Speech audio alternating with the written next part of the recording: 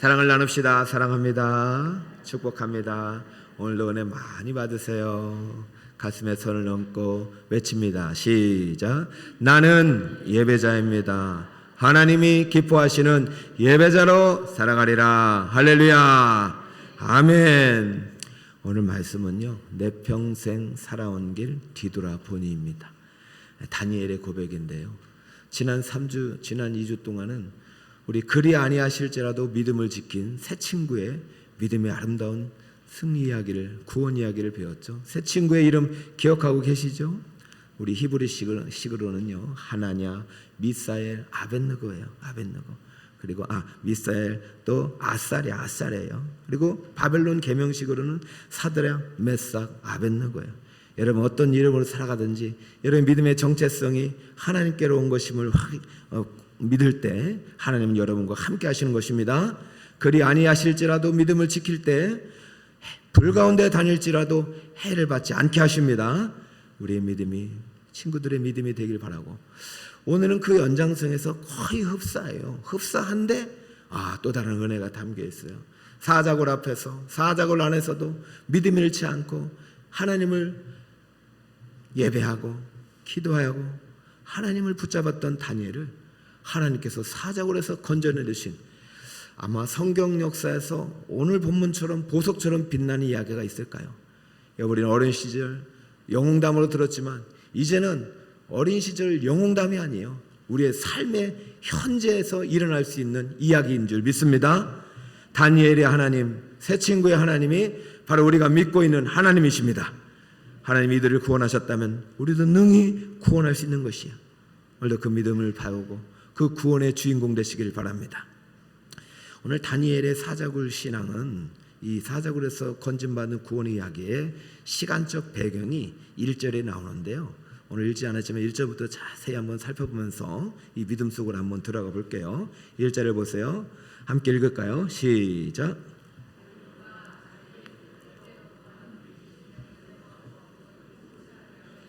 통치하게 하고, 우리가 다니엘 1장부터 6장까지가 역사 이야기고요, 7장부터 이제 12장까지는 어려워요. 사실 7장부터 12장까지가 선지서, 예언서인데 다니엘은 지금 말씀드렸듯이 평신도입니다. 그렇기 때문에 다니엘에는 삶의 이야기가 많이 나오는 거예요.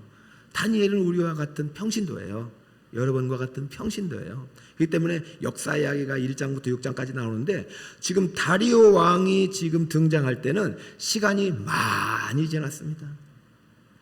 바벨론은요, 느부갓네살 왕이 새롭게 나라를 건설한 다음에 6명의 왕이 통치했어요. 그리고 기간이 짧아요. 70년이 안 돼요. 느부갓네살 왕이 처음으로 왕이 될 때가 605년이었어요. 몇 년이었다고요? 605년. 그런데 이 나라가 망한 것이 539년이에요. 그러니까 횟수로 따지면 6년밖에 안 되는 나라였어요. 그런데 그 영향력이 너무나도 방대했어요. 엄청났어요. 그 문화 문명이요, 그 고대 근동에 아주 지금까지 유적으로 내려올 정도로 대단한 나라였습니다. 근데 이 나라를 무너뜨린 왕이 바로 페르시아라는 나라예요. 페르시아라는 나라. 그 전에는 메데 바사로 있었는데 메데 바사가 통합해가지고 페르시아가 된 거예요. 그래서 오늘 성경에 보면은 메데 바사라는 얘기가 나오죠. 이 나라가 페르시아라는 나라고, 여기 초대 왕이 고레스인데, 고레스가 전 세계를 통일하고 이제 패권을 차지하자 다 다르실 수가 없어가지고 바벨론이라는 나라는 539년에 다리오에게 맡긴 것입니다. 그러니까 바벨론은 그 예수님 당시로 오면 그 빌라도와 같은 총독이 될 수도 있고 헤롯과 같은 분봉왕과 같은 역할을, 정치 경제 사법에 전권을 주고 네가 이 나라를 다스려라 했던 시기입니다. 그러니까 다니엘이 포로로 잡혀갔을 때가 15살이에요. 그때가 605년이라고 했어요. 그리고 지금 다리오가 통치했던 시기가 539년이에요. 그럼 적어도 이 연차로 보면은 539년에서 605년이니까 몇 년이 지난 것입니까? 61년, 한 65, 6년이 지났잖아요. 거기다가 다니엘이 15살에 포로로 잡혀갔으니까 65년 더하기 15하면 지금 다니엘의 나이가 몇 살 정도 될까요? 65 더하기 15를 하면 몇 살이 될까요? 여러분이 가만히 있으니까 저도 헷갈립니다. 80 맞죠? 80. 우리 찬양대원들 맞죠? 많아요, 적어요? 와, 이제 은퇴하고도 벌써 10년이 지난 세월인데 다리오 왕이요, 자신을 믿고 이 나라의 왕을 맡긴 고레스에게 잘 보이고 싶었는지 전국을 120도로 나누고 120명의 고관들 지방자치단체장을 세우고 거기다 총리 3명을 세워버렸어요. 그리고 니네들이 분할 통치해서 나에게 다 보고해라. 내가 고레스가 맡겨준 임무를 충성당히 잘하겠다. 그런데 파격적인 결정을 여기서 내리는 거예요. 무슨 결정이냐? 아니, 나이가 80된 노년에게 이 전국을 다스리는 총리 위에 또 그들을 대표하는 총리, 그러니까 제1인자로 삼는 놀라운 결정을 내리는 것이 3절에 나옵니다. 3절 한번 읽어볼까요? 시작.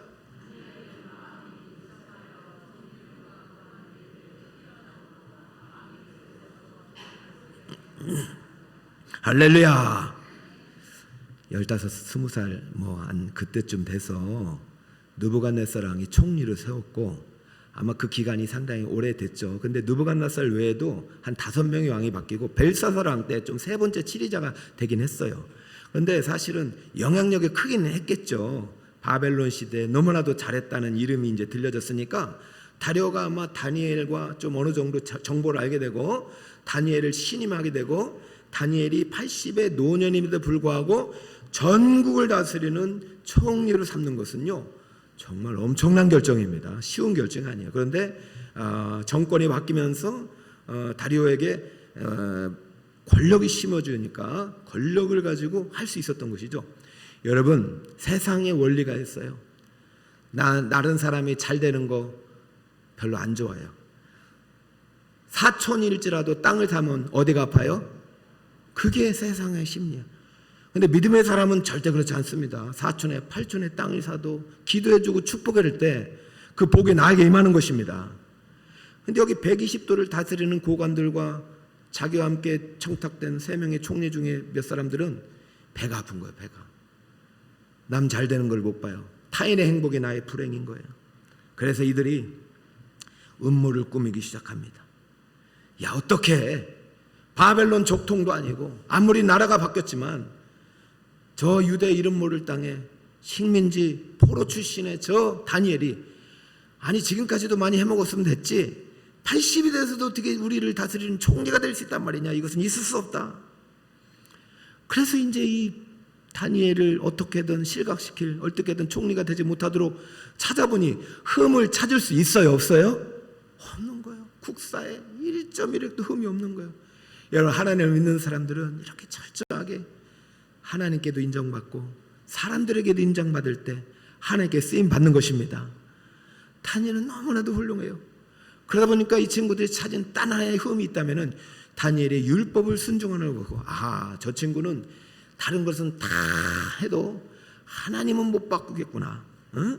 그래서요 그 율법의 조항에서 흠을 찾고 다니엘에게서는 흠이 아니지만은 하나님을 믿지 않는 사람들 입장에서는 지금 우리나라가 믿는 신이 아니라 자기들 나라 신을 믿고 있으니까 요걸 가지고 우리가 모략을 만들어서 어떻게든 다니엘을 총리가 되지 못하게 해서 120명의 고관들이 다 모이고 그 총리들 지명된 사람들이 다 모이고 모든 그러니까 나라의 지도자들은 다 모여서 자기들끼리 이제 협의를 해서 최종적으로 법률과 금령을 세웠습니다. 자, 그 법률과 금령을 세운 내용이 7절에 나오는 것이죠. 자, 한번 읽겠습니다. 시작.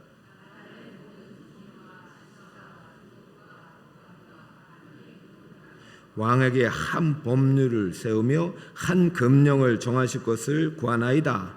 왕이여, 그것은 곧 이제부터 30일 동안 누구든지 왕의 어떤 신에게나 사람에게 무엇을 구하면 사자굴에 던져 넣기로 한 것이니이다. 아멘. 우리가 다니엘이 사자굴에 들어가게 된 배경을 지금 시간적 공간적 그 내막을 배우고 있는 것이죠. 조서를 만드는데 그 내용이 뭐예요? 다리오 왕 외에 다른 신에게 절하거나 구하거나 기도하거나 다른 사람에게 그런 행위를 하면 어느 굴에 집어넣는다? 사자굴에 집어넣기로 하다. 그리고 나서 이것을 우리 120명 모든 고관들, 당신이 앞으로 나라를 다스리기 위해서 임명할 책임자들이 만들어서 왕에게 보고를 합니다. 왕의 입장에서는 손해볼 곳이 있어요, 없어요? 하나도 없죠. 야, 얘네들이 나를 거의 신급으로 여기는구나. 야, 바벨 느부갓네살 왕처럼 나도 왕에게 다른 신에게 절하나 기도해도 그냥 사적으로 집어넣는다니까.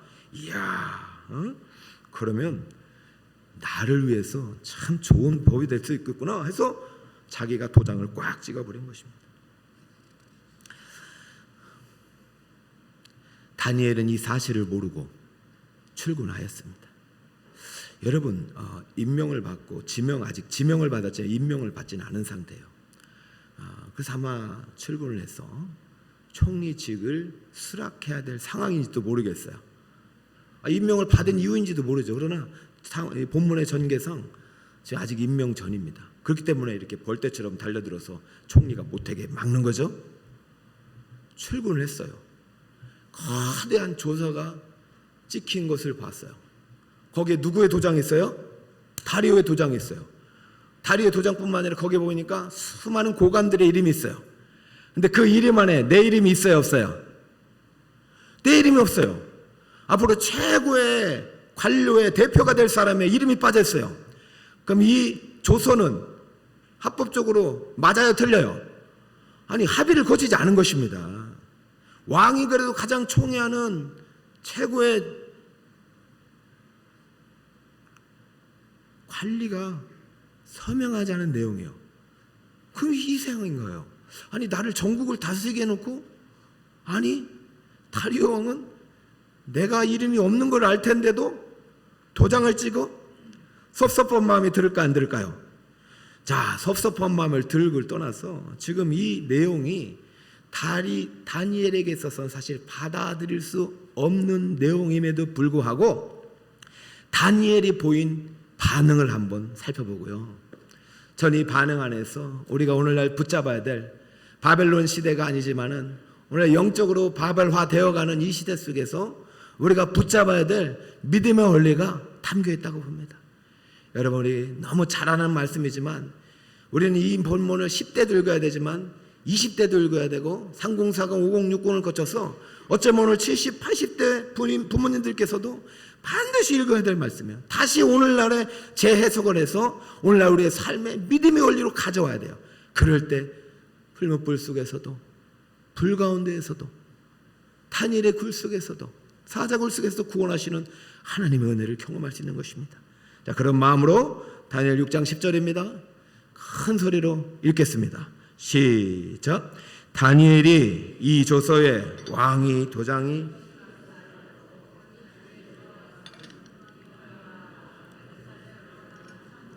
전에 하던 대로 하루 3번씩 무릎을 꿇고 기도하며 그의 하나님께 감사하였더라. 그의 하나님께. 저는 이게 너무 충격이었던 거예요. 7월 첫째 주 이제 맥주 감사주의를 준비하면서 하나님께서 너무 이 감사를 너무 기뻐하신다는 확신이 들었어요. 그러면서 이 감사가 오늘 단기로 하루로 그냥 끝나면 안 된다. 추수 감사주일에만 맥주 감사주일만 드리는 감사가 되어서는 안 된다. 그때는 우리의 더하는 구별된 감사가 있어야 되겠지만은 평생 우리 범사가 감사해야 되는데 다니엘이 어떻게 사자굴 앞에서 감사할 수 있냐 말이죠. 이게 감사가 되겠습니까, 여러분? 그럼 무슨 감사를 했을까요? 생각해 보세요. 한번 여러분 목장 모임에서 한번 나눠보세요. 도대체 다니엘이 무슨 감사를 했겠어요? 아이고, 나 사자굴 앞에 던져가지고 사자굴 속에 집어넣어서 감사합니다. 이런 감사를 했겠냐고요. 그 앞에 무릎을 꿇고 기도하며 또 그 앞에 예루살렘 향문을 향하여 창문을 열고 이런 단어들이 여러분 앞에 다시 한번 다니엘에 붙었던 그 믿음이 우리의 믿음이 되도록 하나님께서 우리에게 주신 선물과 같은 말씀입니다. 이 안에 다니엘에 붙던 믿음의 참 원리와 참 의미와 믿음이 무엇인지를 보여주고 있고요. 그리고 우리가 이 믿음을 갖고 있는 것도 중요하지만 믿음이 어느 방향으로 향하여 나아가야 될지, 하나님이 왜 우리에게 믿음을 주셨는지, 이 믿음은 어떻게 사용해야 될지를 잘 보여주고 있습니다. 먼저 다니엘이 붙든 믿음은요, 대단한 믿음이 아니에요. 여러분, 우리는 그렇게 생각해요. 야, 풀무불 앞에서 저렇게 담대하고 사자굴 속에 들어가서도 저렇게 담대할 수 있다면 나는 그런 사람이 못 되라고 이 믿음과 거리를 두려고 할 수 있어요.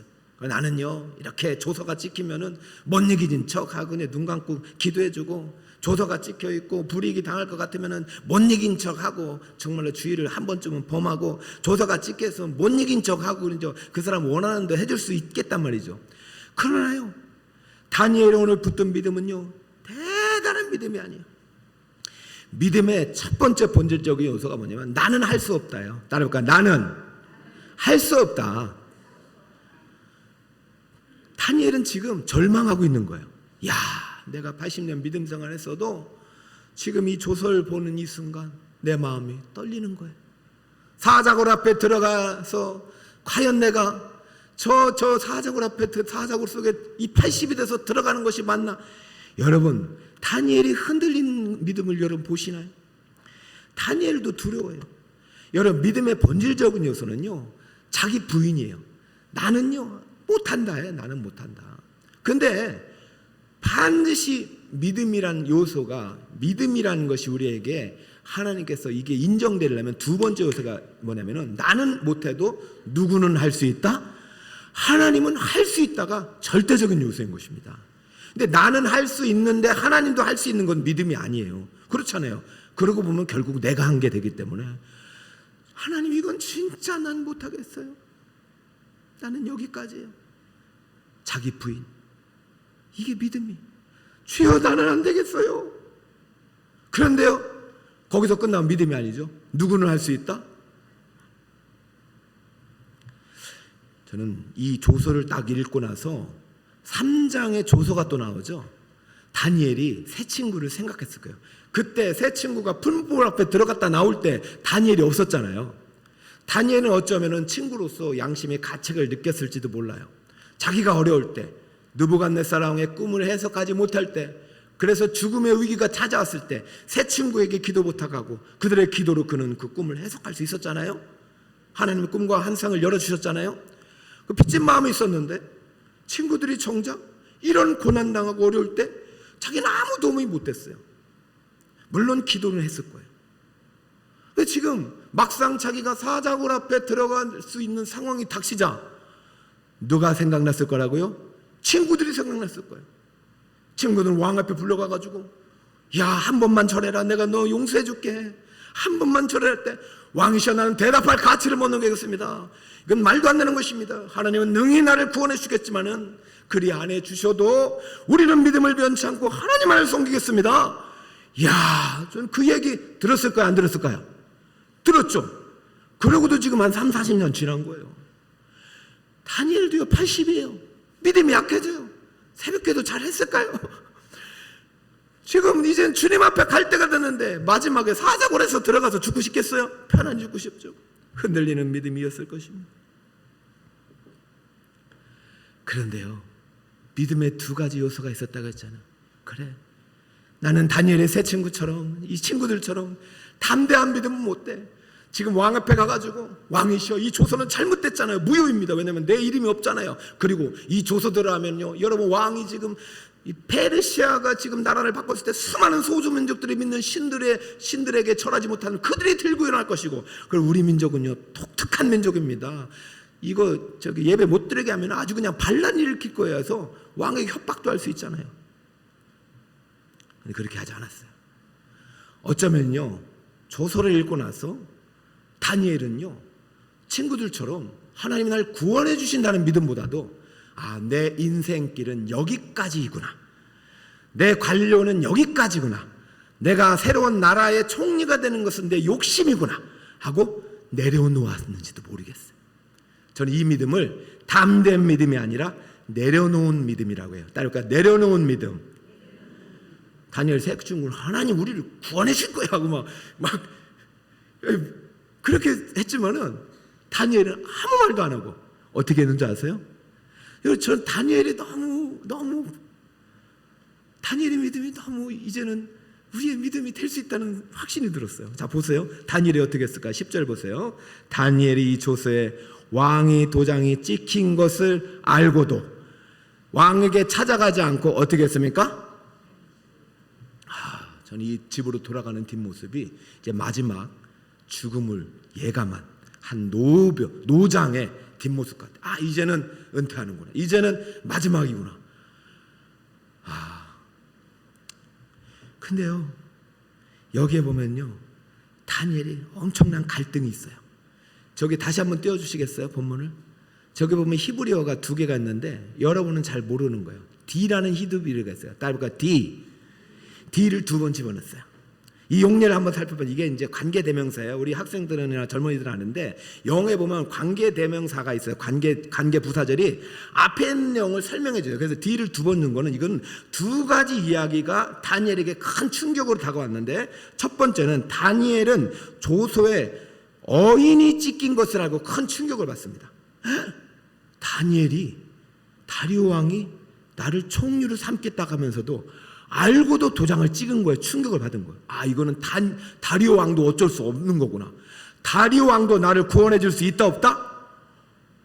인간적인 희망이 완전히 딱 끊어졌어요. 그 두 번째 무슨 내용이 있었냐면 다니엘은 이 조서의 내용을 알고 있었어요. 조서의 내용은 다른 신에게 절하면, 쉽게 말해서 하나님께 예배하면, 하나님께 기도만 하더라도 무슨 굴에 집어넣는다?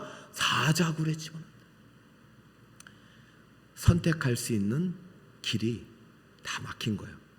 죽음을 선택할 수밖에 없는 상황이에요. 다리오 왕에게 찾아가도 소용없는 거예요. 자, 그러면 이때 다니엘의 믿음은 어떤 믿음입니까? 나는 이제 죽는구나. 내가 할 수 있는 것은 하나도 없구나. 그러나 혹시라도 이 지금부터는 누가 할 수 있는 시간이에요? 하나님의 시간이 왔구나. 할렐루야. 그러나 친구들처럼 외치지 못한 거예요. 하나님이 나를 구원해 주실 거라는 믿음 갖고 들어간 게 아니에요. 사자굴에 들어가는 과정 보세요. 다니엘이 말이 하나도 안 나와요. 그냥 다니엘은 죽으러 들어간 거예요. 순교로 들어간 거예요. 사랑하는 여러분, 이 안에 믿음의 본질이 있습니다. 믿음은요, 자신감이 아닙니다. 저 사람 믿음 좋다. 열심히 봉사하고 열심히 기도하고 천만의 말씀입니다. 혹시 그 안에 자기 의가 있을 수 있어요. 저 사람 봉사하는 거 보니까 믿음 좋다. 천만의 말씀이에요. 그 사람은요, 자기 교만으로 봉사하는지도 몰라요. 진짜 믿음은 뭐예요? 나는 할 수 있는 것이 아무것도 없다. 그런데도 내가 봉사하고, 그런데도 내가 찬양하고, 그런데 내가 지금 설교할 수 있는 것은 누구의 은혜다? 하나님의 은혜다. 이 믿음의 본질이에요. 믿음은 자신감이 아니에요. 하나님에 대한 절대적인 신뢰예요. 나의 상태가 아니에요. 하나님의 은혜예요. 내가 은혜로 지금 살아가고 있는 것이다. 다니엘은 이것을 철저히 내가 80년 동안 포로로 잡혀서 60년의 인생을 하나님이 인도해 주셨구나. 지금도 보니까 내가 할 수 있는 일이 하나도 없구나. 내가 선택할 수 있는 건 죽음밖에 없는 거예요. 나는 죽음을 선택하지만 그리고 지금까지 인도하신 하나님의 은혜만큼은 내가 절대로 잊어버리지 않겠다. 그렇기 때문에 다니엘의 감사 제목은 하나님의 은혜였던 것입니다. 내 평생 살아온 길, 뒤를 돌아보니 짧은 내 인생길 오직 누구의 은혜입니까? 하나님의 은혜인 것을 감사합니다. 이 감사를 한 번도 멈추지 않았으니 하나님이 어찌 그 다니엘을 사랑하지 않을 수 있었냐고. 주어도 감사, 뺏어도 감사, 총리가 되게 해도 감사, 사자굴에 집어넣어도 감사하고 있으니 하나님이 어찌게 그 다니엘을 사랑하지 않을 수가 있냐. 합격해도 감사, 떨어져도 감사, 교통사고 나도 감사, 안 나도 감사, 머리 안 다쳐서 감사, 손목 멀쩡해서. 아니, 내가 지금까지 내 평생 살아온 길 뒤로 돌아보니 모든 것이 누구의 은혜구나. 이게 믿음의 본질입니다. 믿음은 은혜예요. 믿음은 자신감도 아니고 나의 힘도 아니고 공로 아니고 믿음 안에 자기 행위를 다 빼야 돼요.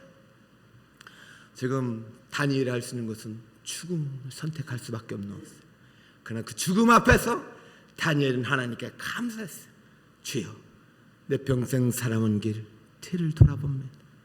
80평생을 주님, 얼마나 많은 어려움이 있었고 포로의 시간 동안 고통과 괴로움도 많았지만 나를 여기까지 인도하신 분은 하나님이십니다.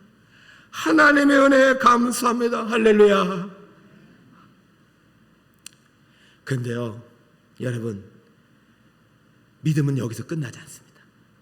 여러분의 믿음의 방향성이요, 죽음으로 가면 안 됩니다. 땅으로 가면 안 됩니다. 내가 여기까지 인도하신 걸 끝나면 안 돼요.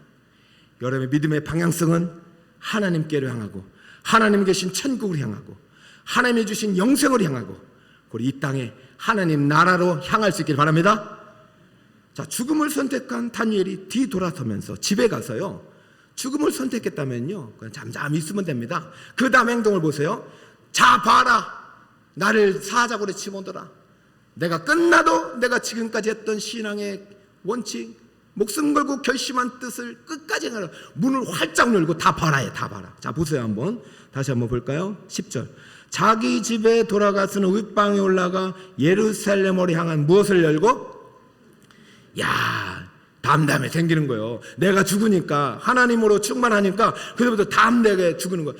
죽으면 죽으리라 이거예요. 여러분, 모든 구약의 믿음의 영웅들의 믿음의 역사가 똑같아요. 죽으면 죽겠다 이거예요.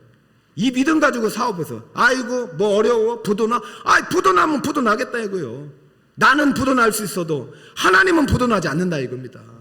나는 실패자야, 나는 부도나, 나 이거 저기 뭐 실패자야, 나 떨어졌어, 나 안 돼. 하나님은 실패하지 않는다는 거예요. 여러분, 세상은 성공과 실패가 있는 것이 아닙니다. 성공과 쉼표만 있어요. 안 되면 쉬었다가 다시 가는 거예요.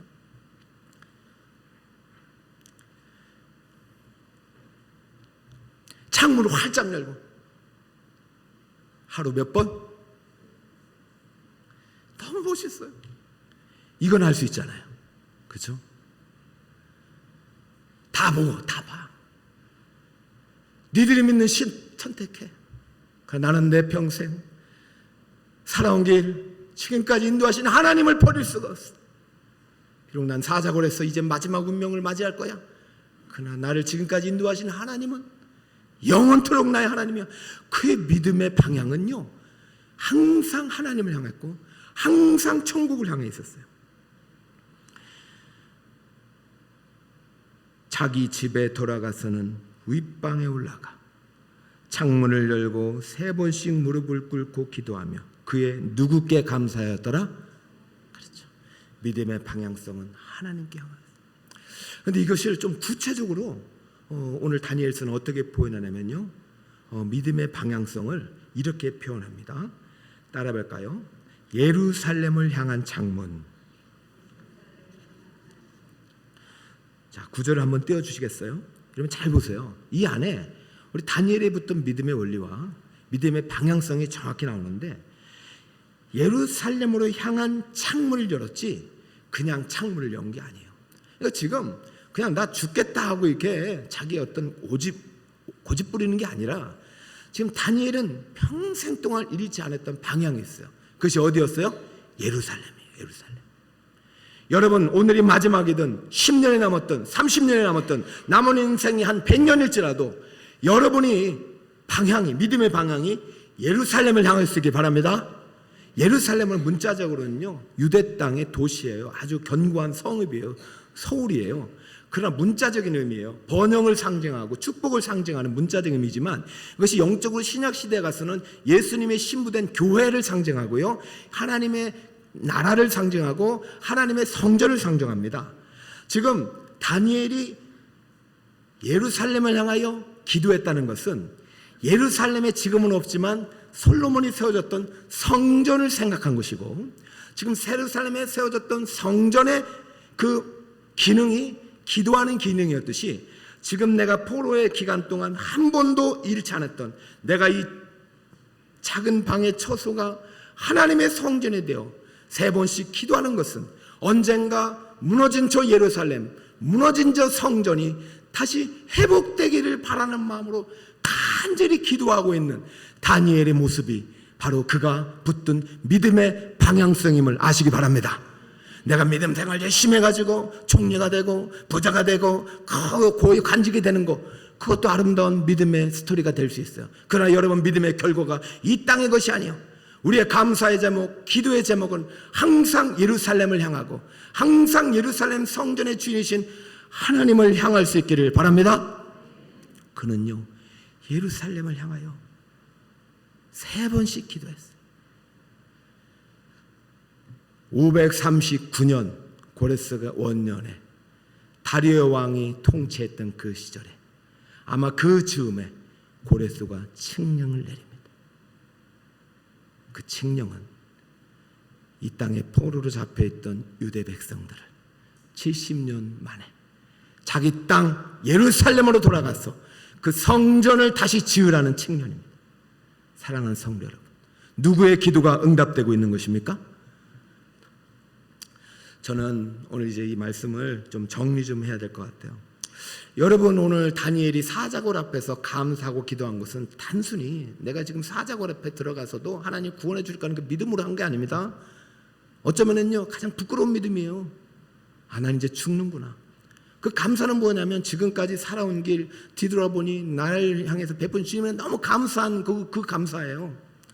근데 그 기도는요, 그 믿음의 방향성이, 감사가 믿음에서 나왔잖아요. 근데 그 믿음이 과거지향적이었지만, 하나님의 은혜였지만, 이 믿음의 방향성은 과거에서 머무르지 않고 어디를 향하고 있다? 예루살렘을 향하고 있다. 예루살렘 성전을 향하고 있다. 천국을 향하고 있는 것입니다. 사랑하는 성도 여러분, 여러분이 마지막 남은 날이 하루일지라도 여러분 믿음이 이 땅이 아니라 저 하늘을 향하기를 바라고, 사망이 아니라 생명을 향하기를 바라고, 여러분의 믿음의 방향이, 여러분의 기도의 1순위가 하나님 나라 교회가 되기를 축복합니다.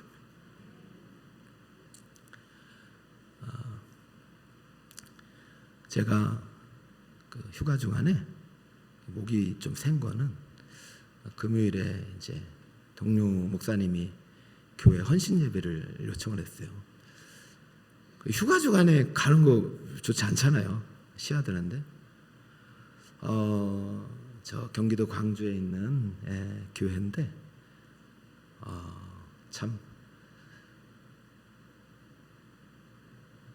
금요일인데도 거기도 모여서 기도를 하더라고요. 전 그게 너무 감사하더라고요.